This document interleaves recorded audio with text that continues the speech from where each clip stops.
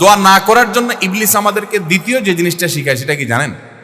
বলে যে আমরা তো গুনাহগার মানুষ, আমাদের দোয়া কি আর কবুল হবে? এত পাপ করি, এত অপরাধ করি, ওনারা হুজুর মানুষ কত আমল করেন, ওনাদের দোয়াই তো কবুল হবে, আমার দোয়া কি কবুল হবে? এটা হলো ইবলিসের সবচেয়ে বড় শয়তানি, যে আমরা গুনাহগার মানুষ, আমাদের দোয়া কি কবুল হবে?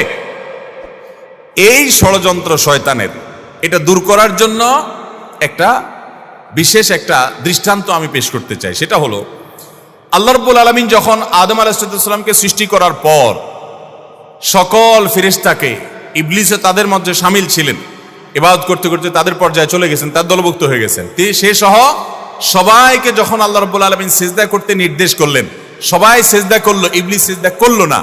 কেন সিজদা করলো না? আবা ওয়াস্তাকবারা ওয়া কানা মিনাল কাফিরিন, সে অস্বীকার করছে। আল্লাহর সামনে সরাসরি আল্লাহর নির্দেশকে অস্বীকার করা, ডিনাই করা, এটা তো বিদ্রোহ করার শামিল। এটা সাধারণ কুফরি না, এটা বিদ্রোহ। আপনি আপনার আব্বার একটা কথা শুনলেন না, এটা তার অগোচরে শুনলেন না, এটা একটা জিনিস। কিন্তু সামনাসামনি আপনাকে বললো এটা কর, আপনি বললেন না আমি করব না, এটা আরেক জিনিস। কিন্তু এটা কিন্তু রীতিমতো বেয়াদবি এবং বিদ্রোহ। ইবলিস সেই কাজটা করছে। বোঝার চেষ্টা করেন, এইরকম জঘন্য অপরাধ যে আল্লাহ রাব্বুল আলামিনের সামনে সরাসরি বিদ্রোহ করা, সরাসরি বেয়াদবি করা। কার সামনে বেয়াদবি? কোন প্রধানমন্ত্রী প্রেসিডেন্টের সামনে না, যাদের সামনে বেয়াদবি করলে কল্লা উড়ে যাবে, স্বয়ং সৃষ্টিকর্তার সামনে বেয়াদবি। প্রধানমন্ত্রী এবং প্রেসিডেন্ট তো পরের কথা, দুনিয়ার সকল প্রধানমন্ত্রী প্রেসিডেন্টের বানানেওয়ালা রব, তার সামনে বেয়াদবি করছে কে? ইবলিস। বোঝার চেষ্টা করেন, পরিস্থিতিটা বোঝার চেষ্টা করেন। ওই টাইমে আল্লাহ রাব্বুল আলামিনের রাগান্বিত হওয়ার কথা কি কথা না? আল্লাহর নাফরমানি যত মানুষ, যত সৃষ্টি যতভাবে করুক, ইবলিসের চাইতে এইরকম বেয়াদবি নাফরমানি আল্লাহ সৃষ্টি জগতে কেউ করেও নাই, কিয়ামত পর্যন্ত কেউ করবেও না। এইরকম নাফরমানি করেছে, আবা ওয়াস্তাকবার, অহমিকা করেছে, দম্ভ করেছে আল্লাহর সামনে দম্ভ। ভাইরা আমার, সিচুয়েশনটা বুঝলেন তো যে পরিস্থিতি কি?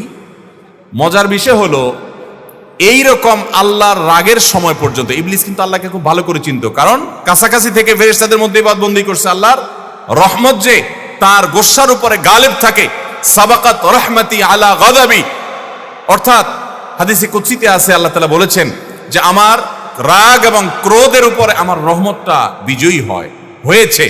ইবলিস সেটা জানতো, এই জন্য ওই রাগের সময় বেয়াদবি করেছে। ওই সময়টাতে হুট করে ইবলিস একটা দোয়া করে বসলো আল্লাহর সামনে। খেয়াল করে কি দোয়া করছে?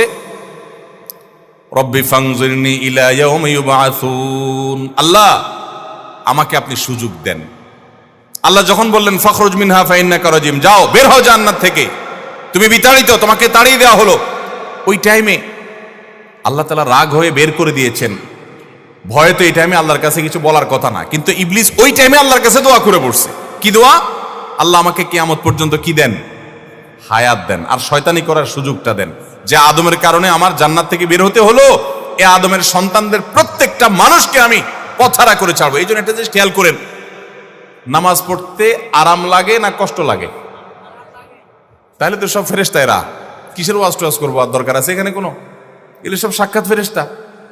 আমার তো কষ্ট হয়, ফজর নামাজে উঠতে কষ্ট হয় না আপনাদের?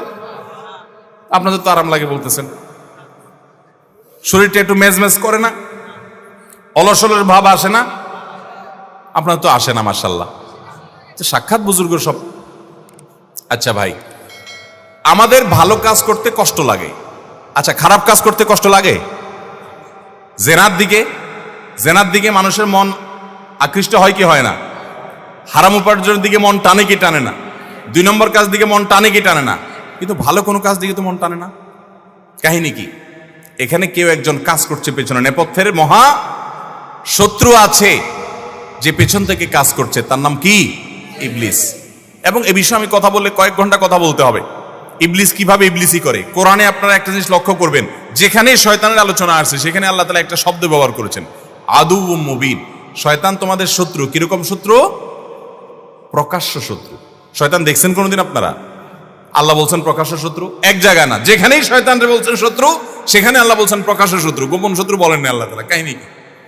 এই জন্য বললাম যে শয়তান নিয়ে কথা বলতে কয়েক ঘন্টা বলতে হবে। শয়তান নিয়ে আমার একটা আলোচনা করার পরিকল্পনা আছে, রেডি করে রেখেছি, কোন এক জায়গায় আমি বলবো। আজকে সেটা নিয়ে আলোচনা ইস্যু না, মূল ইস্যুতে আবার ফিরে আসি। শয়তান যখন আল্লাহ তাআলার এরকম রাগের সময় ফখরুজ মিনহা উখরুজ মিনহা ফাইন্নাকা রাজিম, বের হও জান্নাত থেকে, তোমাকে তাড়িয়ে দেওয়া হলো। রাগের মুহূর্তে আল্লাহ বাইর করে দিলেন। আমাদেরকে কি এরকম রাগের মুহূর্তে বের করে দিলে আমরা আবার তার কাছে কিছু চাইতে যাব? যেহেতু থাপ্পড় খাবো কিছু চাইলে, চাওয়ার সময় হলো রাগের মুহূর্ত। ইবলিস ওই টাইমে আল্লাহর কাছে বলছে, আল্লাহ শয়তানি করতে চাই। এই মানুষ যাদের কারণে আমার জান্নাত থেকে বের হতে হলো, লা আকউদান্না লাহুম সিরাতাকাল মুস্তাকিম, আল্লাহ আপনার সিরাতে মুস্তাকিমের প্রতিটি মোড়ে মোড়ে আমি বসবো। লা আকউদান্না আরবি গ্রামারের ছাত্ররা বলতে পারবেন লামে তাকিদ নুনে তাকিদ সাকিলা, অবশ্যই আমি আপনার পথে আসার জন্য যে সিরাত মুস্তাকিম, ওই সিরাতুল মুস্তাকিমের রাস্তায় আমি বসবো, বসে আমি তাদেরকে গোমরাহ করব। গোমরাহ যে করবে সেখানেও বলেছে লা উগওয়িয়ান্নাহুম আজমাইন, আমি আপনার এই আদম সন্তান প্রত্যেকটাকে পথহারা করে ছাড়বো। ওই যে নামাজ পড়তে তার ভালো লাগবে না, খারাপটা করাবো তারে দিয়া, মন্দটা করাবো। ইবলিসই করবে, আল্লাহর কাছ থেকে এই সমস্ত পারমিশন চাচ্ছে। আপনি বুঝেন, রাগের মুহূর্তে তাও আবার ইবলিসই করার পারমিশন চাচ্ছে। যেহেতু দোয়া করছে আল্লাহর কাছে, প্রার্থনা করছে, আল্লাহ তাআলা বলেছেন ইন্নাকা মিনাল মুনজারিন, যাও তোমাকে তোমার কাঙ্ক্ষিত প্রার্থিত বিষয় মঞ্জুর করে দেয়া হলো।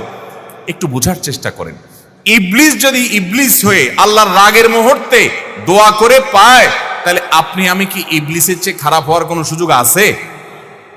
তাহলে আমাদের যদি মনে হয় যে না আমরা তো গুনাহগার মানুষ, আমাদের দোয়া কি কবুল হবে, তাহলে বুঝতে হবে এটা ইবলিস আমাদেরকে দোয়া থেকে বঞ্চিত রাখার জন্য নেক্সট সুরতে ধোঁকা দিচ্ছে। মনে হচ্ছে আমরা বিনয়ী হচ্ছি, তাই না? যে আমি নিজেকে ছোট মনে করছি, আরে আমি গুনাহগার, আমার কি দোয়া কবুল হবে? এটা নেক্সট সুরতে দোয়া, ধোঁকা। আপনার দোয়া কবুল হবে না কে বলেছে? আল্লাহ ওয়াদা করছেন উদউনি, তোমরা আমার কাছে দোয়া করো, আস্তাজিব লাকুম, আমি দোয়া কবুল করব। আর ইবলিস আপনাকে বলছে না তুমি গুনাহগার মানুষ, নামাজের ঠিক নাই, রোজার ঠিক নাই, তোমার দোয়া আল্লাহ কবুল করবে? এই জন্য আমাদের দ্বারা দোয়া করা হয় না। ভাইরা আমার, ইবলিসি আমরা শুনবো না। দোয়ার মাধ্যমে বান্দা লাভবান হয়। বান্দা যদি দোয়া করে সেটা 3 ভাবে কবুল হয়। কয় ভাবে কবুল হয়? 3 ভাবে। দোয়া যদি শর্ত পূরণ করে আপনি করতে পারেন, মিস হবে না। হালাল উপার্জনকারী দোয়া কবুল হয়, হারাম দিয়া দেহ গঠন হলে দোয়া কবুল হয় না। দোয়া কবুলের মূল শর্তই সেটা। এরপর দোয়া কবুলের শর্ত হলো যে সালাত সালাম পেশ করবেন নবী করিম সাল্লাল্লাহু আলাইহি ওয়াসাল্লামের প্রতি, আল্লাহর প্রশংসা নিবেদন করবেন। এর মাধ্যমে দোয়া করলে দোয়া কবুল হবে। ভাইরা আমার, আপনি যদি দোয়া করেন, নাম্বার 1, যা চাইছেন আল্লাহ তা আপনাকে দিবেন। এটা হলো দোয়া কবুলের একটা পদ্ধতি। চাইছেন একটা, আল্লাহ দিয়েছেন আরেকটা, সেটাও দোয়া কবুলের পদ্ধতি। আপনি মনে করতেছেন যে আমার এই মুহূর্তে পানি হইলে মনে হয় লাভ হবে, আল্লাহ তাআলা আপনাকে হয়তো পানি না দিয়ে আরেকটা দিয়েছেন যেটা আপনার এর চেয়ে বেশি ইম্পর্টেন্ট, আপনি নিজে জানেনও না সেটা। তো দোয়াটা সেভাবেও কবুল হয় যে আমি যা চাইছি তা হয় নাই, কিন্তু অন্য কিছু হয়েছে যা আমি চাই নাই।